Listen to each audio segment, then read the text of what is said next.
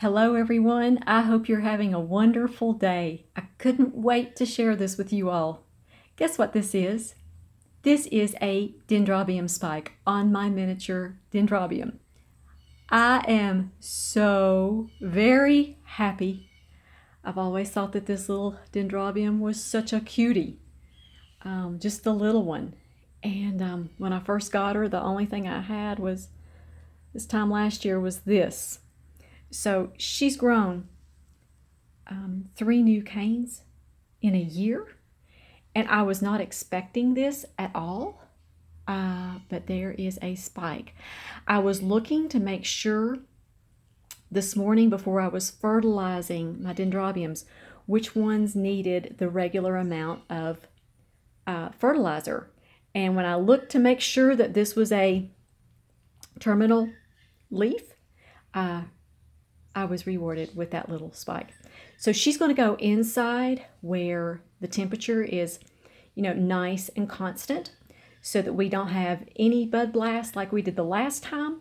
And I can't wait to show you. I can't wait to see this dendrobium bloom. I'm so excited. So speaking of my dendrobiums, there are a few of them that still have canes that are growing on them.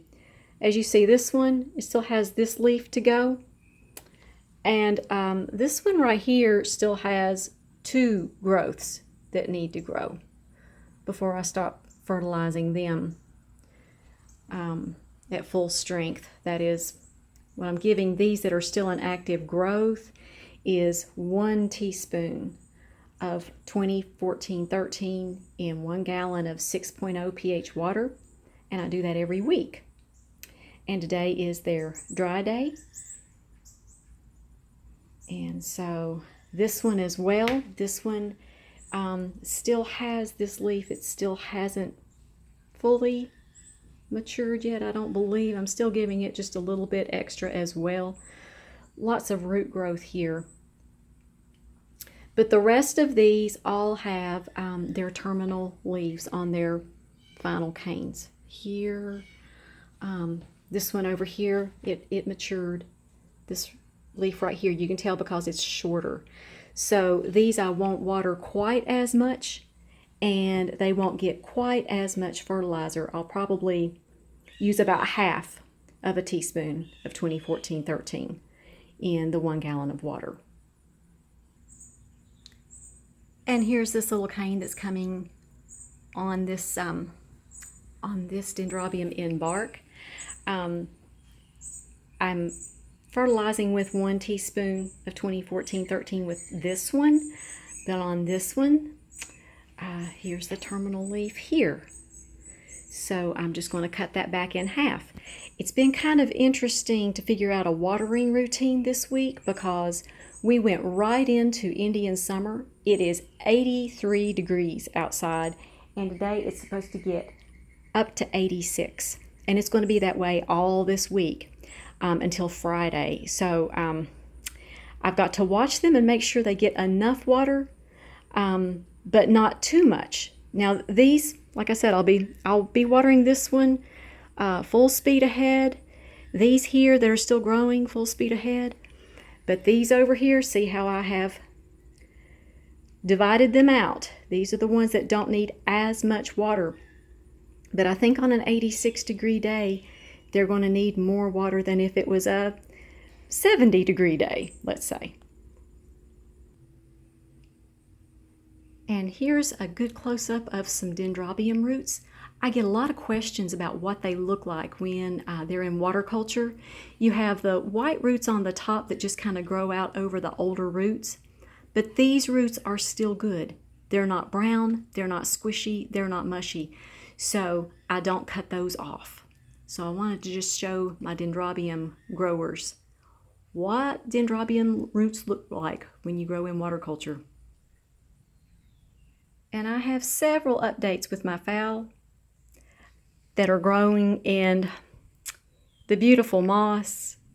As you see, I'm going to give you a really big close-up. Do you see how this has sprouted? It is just the coolest thing. Let's find those roots that started about, what, a month ago? Yes.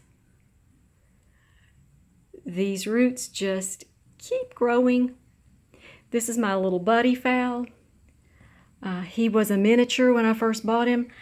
I don't think he's a miniature anymore. I think he's a phal in his own right. Very proud of this one. This is my little phal Intensity. It's only been in moss for about 2 weeks, but I want you to see something. Do you see this root? It was way up here about 2 weeks ago. So that is pretty incredible. This little phal looks very happy in its moss home. And star. The new leaf is coming in, well, quickly, I think. It's growing very well. And look at this root growth. This has been in moss now for 5 months. So you can see that the moss has sprouted. This time of year is a really good year when you have some cooler days. I say that and it's going to be, what, 85 or 86 degrees today. But if you can give them some morning sun, it will help that moss to sprout. Plus, my phals love morning sun.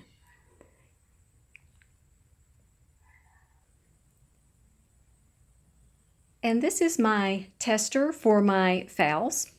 I really don't think that I can call this a tester anymore. This one has graduated, I believe, from a tester phal status in my eyes. It's got a new leaf coming in, and I want you to see all of this root growth. This is amazing. The water level on this is just a little bit low.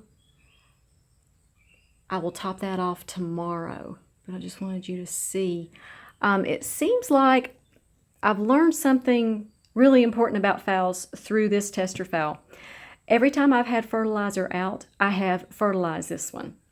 Either foliar feeding, or I've just given it just a little bit more than I have my other phals, and it's thrived. These roots are jumbo roots. They are thick and they're beautiful roots. So I had to show you this one. And also, let me see if I can move this one over here while I show you my Baldwin's kaleidoscope that's in water culture with all these crazy, crazy air roots. This one cracks me up. I've received a lot of questions about algae. And so I actually did some pH testing the other day on my water culture phals. And the water that I use in my water culture orchids has a pH of 6.5. As you see, this one does have a pretty good amount of algae on the bottom, and the pH is 6.0. That is very interesting to me. Now, this does get quite a bit of fresh water topped off every week. I have this one growing out on my sunroom. So once the water culture level gets about right down to here, I will raise it up again to about right here. So it's getting fresh water added every single week. But I'm not going to let the algae take over. In other words, if I get more algae than this, if it just starts covering the pot, I'm not going to go so far as to allow that to happen. But I'm thinking that a small amount of algae isn't a bad thing at all. As a matter of fact, I'm thinking a small amount of algae is a good thing. So I would encourage you all to keep up with your pH balance that's in your water culture, just to make sure that it doesn't get too acidic. But actually, this pH is wonderful for this phal. 6.0 is really, really good. So I just thought that would be of interest to you all as well. Also, just a little note, it's Indian summer here, so I know that many places across the southern part of the United States is hotter than it normally is. And I had placed this right up against the window. Well, not up against the window, but close to a window, closer than it should have been, and the leaf sunburned. I am not happy about that. What I'm saying is make sure that during this time you're monitoring how much sun your phals are getting, because if you've got them up in the window at this point in time, usually that's fine because the weather has cooled off so much. But it's been so hot, just make sure that you're pulling your phals away from the window just a little bit until the weather does cool off. And I also wanted to give a note of thanks to all of my orchid angels out there who are always looking out for me. Thank you all so very much. Who gave me little tips on how to get the water out of these glass vases easier than the way I'm doing it. I did go and buy a siphon. I did try it this morning. I've got a few little kinks in my routine that I need to work out before I actually show it to you. But I just wanted you to know that the siphon really did work. The problem that I had with it was this vase more than anything else. This vase has a funny bottom to it, this little part right here that indents. And I could get the siphon part of it to right here, so I couldn't really get it out of the bottom of the vase. But I need to put this one in a different vase anyway with a flat bottom, and that will take care of the problem. But the good thing is I had my watering bucket back here with them. So instead of lifting it, taking it into my kitchen and then draining it out in the sink, I could do it in the bucket, and even that made it a lot different. I mean, it just made a big difference. So to all of you who left me comments, Rose, thank you for the siphon idea. Terry, thank you for the turkey baster idea. That is another really good thing to keep in mind. I couldn't find one for some reason. It's just not turkey time around here yet. But I thought that was a fabulous idea. But see, I need to put my vandas in this type of a vase with just a flat bottom to it. These are really simple vases. I get these at Walmart. They're 10 inches high. And this will be just the thing. And then I'll be able to put the siphon all the way into the bottom. And then I won't need to tip anything over in a vase at all. So I'm excited about that. That's going to make my life a whole lot easier. So I thought I would show you how I have my phals set up now so that they don't get sunburnt. This is the eastern facing windows of my sunroom. So they're going to be getting a lot of morning sunlight and not afternoon light. That one that I showed you that was sunburnt, that was on the western side of these windows, and that was just too hot. So that's how I have these, so that they get plenty of light in the morning and they don't get sunburnt. I just really did not see that coming at all. When I found that leaf, it's the new leaf, you know. I was a little bit bummed, but that's the way it is with orchid growing sometimes.